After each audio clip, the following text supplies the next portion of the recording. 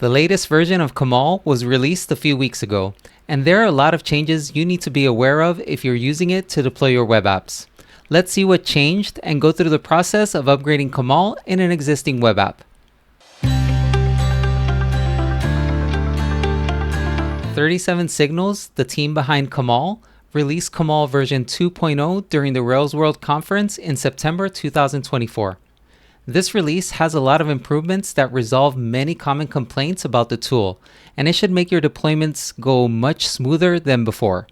Let's talk about the main changes that are included in this release. The most significant change in Kamal 2.0 is the elimination of Traefik as the default proxy service for your deployed application.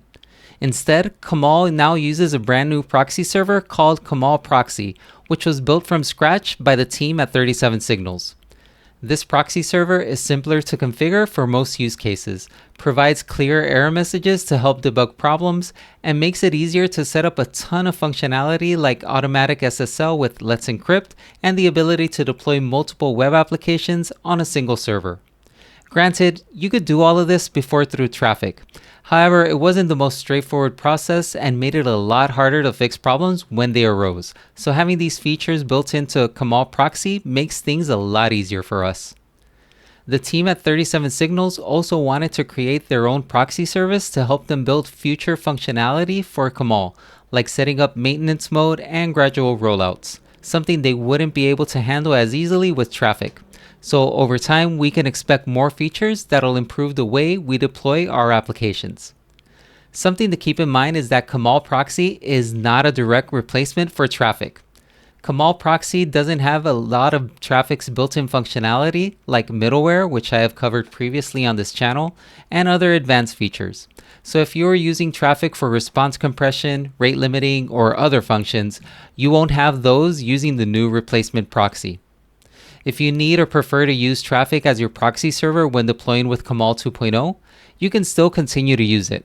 It requires setting up Traefik as a Kamal accessory and adding some configuration to route requests through Kamal Proxy.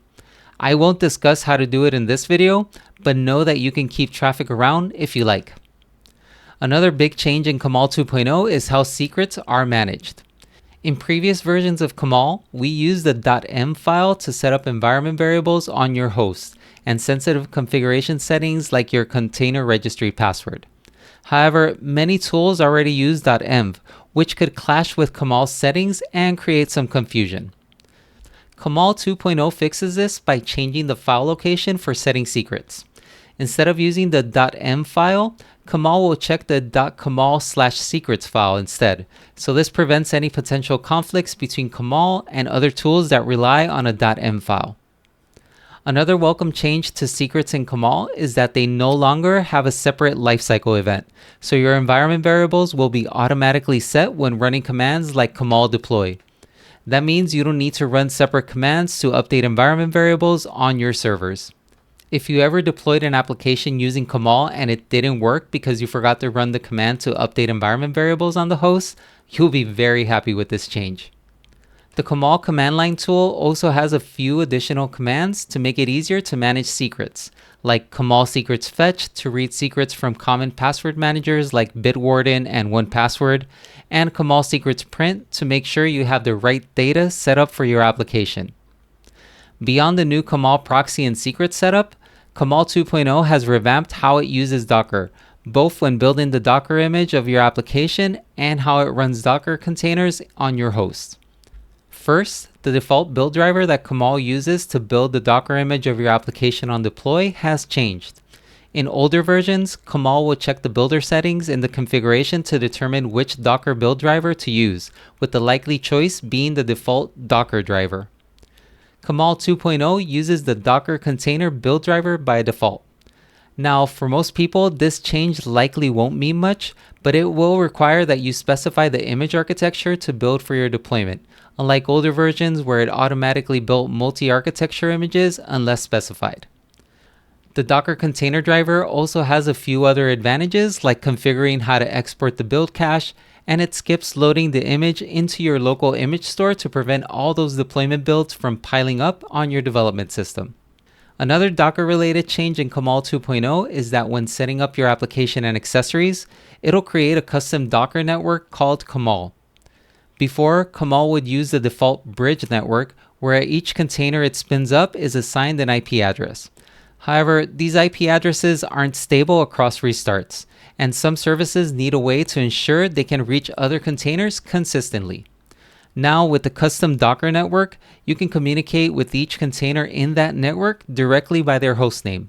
In fact, Kamal Proxy uses this new network to ensure it routes traffic to the right place, making application restarts more stable than before.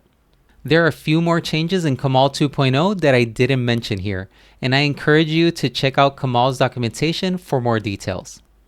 Let's see how we can take an existing application that's deployed using an older version of Kamal and bring it up to date with the latest and greatest. For this video, I'll use a Ruby on Rails application that viewers of this channel might already be familiar with since I've used it many times before, called Airport Gap. I have this application deployed on a Hetzner cloud server using Kamal version 1.9.2, and everything is working as expected. My current Kamal configuration file consists of a single server running the application, a worker process for asynchronous jobs, and 2 accessories, a PostgreSQL database, and a Redis server. This configuration contains some modifications to the default for the Traefik proxy service, and the web application uses a few container labels to configure middleware and set up SSL with Let's Encrypt, which I've covered before on this channel. So let's start updating this configuration to get it ready to upgrade to the latest version of Kamal. Now, your changes might differ from the ones I make here, since my setup doesn't require a lot of moving parts or complex configuration outside of the Traefik updates for SSL and middleware. It's a good idea to review the Kamal 2.0 documentation to know what older configuration settings have changed or no longer exist. The first thing I'm going to do is migrate all my environment variables to the new secrets location. For this, I'm going to create a new file under the .kamal directory that Kamal creates when running Kamal init in your project, and use the file name of secrets. Setting secrets in this file uses the same format as when setting them in .env. So in most cases, all you need to do is copy and paste the variables you need from your existing .env file when upgrading to Kamal 2.0. I'll open my existing .env file and copy all these environment variables and their values and paste it into the secrets file. That's really all you need to do here. You can get rid of the .env file or keep it if you're using it for your application or other tooling. I don't have any use for it, so I'll just delete the file. One gotcha I wanted to mention here is that Kamal no longer loads environment variables automatically when running Kamal commands. This means that if you were setting up environment variables in your .env file and refer to their values using ERB into configuration settings, like for example, setting up the server IP address here using an environment variable, then in this case, you need to manually load these values first by requiring Ruby's .env library. Check out the Kamal documentation for more details on how to do this. Before moving forward, make sure to add the Kamal secrets file in your project's .gitignore or similar file for whichever source code management tool you're using, so you don't accidentally commit this sensitive data into your repository. You should also include this file in the .dockerignore file so it's not included when building the Docker image. Now we'll focus on the main config/deploy YAML file to make some necessary changes here before upgrading to Kamal 2.0. The first thing I'll do is remove all the Traefik-related settings under servers because I'll migrate over to using Kamal Proxy instead. So all of the labels specified in the web role will be removed since they no longer have any use. Scrolling to the bottom of the configuration file, I'll also remove the Traefik section since it's no longer valid. Because we're now going to use Kamal Proxy, there are some changes to be aware of for your applications. Kamal Proxy assumes that the Docker image exposes the web application on port 80, and it will set this as the target port for accessing your app by default. there's a good chance your Docker image exposes a different port. In my case, the airport gap Docker image exposes and runs the server on port 3000. So I need to make sure that Kamal Proxy sets this port as the target for my web application. To do this, I'll configure a new proxy section in my Kamal configuration, which handles configuration settings for Kamal Proxy. Under this setting, I'll add the app port setting, which lets you specify which port the proxy should use to route traffic to the application that's running on the Docker container. I'll set port 3000 here. Another proxy-related setting I'll include here is the host. This allows you to specify which host Kamal Proxy should use to route to your web application. For this example, I'll set the host to demo.airportgap.com. This setting is optional, and if you don't set it, Kamal will route all incoming requests straight to your application. While setting the host isn't necessary, it's important to set it for two reasons. First, it allows us to deploy multiple web applications on the same server using Kamal, which was doable before using Traefik, but in a very convoluted and confusing way. Setting up a host for each application will let Kamal detect where to route traffic when you have more than one web application deployed on a server. Even if you don't plan on deploying another application on the same server, you should set a host so you can limit which requests go through to your web app. The second reason it's important to set a host is to let Kamal Proxy set up HTTPS automatically for you. Kamal Proxy has support for automatic SSL certificate generation using Let's Encrypt, and it requires having the host setting to allow Let's Encrypt to run a validation challenge for your domain. The automated SSL process doesn't happen by default though. For that, we'll also need to include the SSL setting under Proxy to true. Adding these last two settings are all you need to have secure HTTPS connections to your web application without relying on services like Cloudflare. Finally, one last change I need to make in this configuration file is under the Builder section. In this older configuration, I set the multi-arch setting to false because my local development system and the server where I deploy the application use the same processor architecture, which is AMD 64. In Kamal 2.0, the multi-arch setting no longer exists, and we have to specify the architecture we're building the image for. So I'll remove it from the configuration and add the new arch setting. This setting accepts a string if you're planning to build the Docker image with a single architecture, or an array to specify if you want to build the image for both AMD 64 and ARM-based processors. In my case, I'm only going to use a single architecture, which is AMD 64. These are the only changes I need to make for my configuration. Again, depending on your existing Kamal configuration, there might be a lot more you have to modify before upgrading to Kamal 2.0. So make sure to read the documentation to understand what needs to change for other deployment configurations. Now that my configuration is all squared away, we can proceed with using Kamal 2.0 for our deploys. The first step is to update the Kamal gem to the latest version. You can do this by running the gem update Kamal command to update it locally.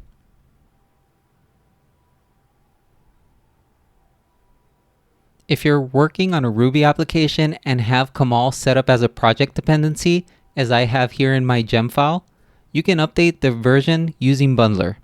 I'll update the version in this project to the latest release of Kamal, which is version 2.2.1 as of this recording, and run bundle update to get the latest version. With Kamal version 2 installed, we can begin the upgrade process. Thankfully, there's a new command called Kamal-upgrade, which handles all the underlying changes for us automatically. This command does a couple of things. First, it stops and removes traffic to prepare for Kamal Proxy. Next, it creates the Kamal Docker network if it doesn't exist, which it will use for communicating between all containers that are set up for your deployments. After that, Kamal Proxy will be set up as a container using the Kamal Docker network. It follows this up by rebooting the currently running application and setting it to run in the Kamal Docker network. Once the application spins up again, Kamal Proxy gets updated to route traffic to that container. Finally, it reboots all your accessories and sets them in the Kamal Docker network as well. So let's see it in action by running the command for our application. When I run Kamal upgrade, it'll print out a warning that it will do what I just explained. So that means that there will be some slight downtime while it switches all of these processes. So keep that in mind when performing this upgrade. This process should take about a minute or so to go through the upgrade and check that the application is still healthy. When it's done and you don't see any errors, congratulations! Your application is now working with the latest version of Kamal. Let's make sure the application is still working as expected. So let's go to the browser and open up the site. Everything should work as it did before, so our work is done here. We can continue deploying our application using the Kamal-deployed command, interact with our servers using the Kamal app exec command, and everything you've come to expect with older versions of Kamal. Most of the commands from older versions of Kamal work pretty much the same. The command line tool does have a couple of new commands for managing secrets and managing Kamal proxy, and it also eliminates some commands like Kamal env push. But beyond that, if you've been using Kamal to deploy your web app for a while, there's not a lot to learn, so everything will be very familiar to you. The latest version of Kamal has a lot of exciting changes that make deploying your web application simpler than ever. The introduction of Kamal Proxy eliminates a lot of the complexity that we had to deal with before, like setting up SSL and deploying more than one web application on a server. Other updates like how Docker works under the hood and not relying on a .m file for secrets are very welcome introductions that improve the deployment experience. As a bonus, the upgrade process couldn't be simpler. In most cases, all you need to do is set up a new secrets file, do some minor modifications to your configuration files, run Kamal upgrade, and you're good to go. For a major upgrade, this is one of the most painless ones I've gone through. While all of this makes deploying web apps easier, Kamal 2.0 will help the team behind Kamal with developing the tool, and it opens a lot of opportunities for them that they didn't have before. I'm sure we'll see a lot more exciting improvements that will keep making Kamal better, which I'm looking forward to. As always, if you found this video helpful, consider subscribing to this channel for more tips on helping developers ship their code confidently, from development to deployment. You can also check my website for more in-depth articles covering Rails, testing, DevOps, and other software engineering topics. Thanks for watching, and I'll see you in the next video.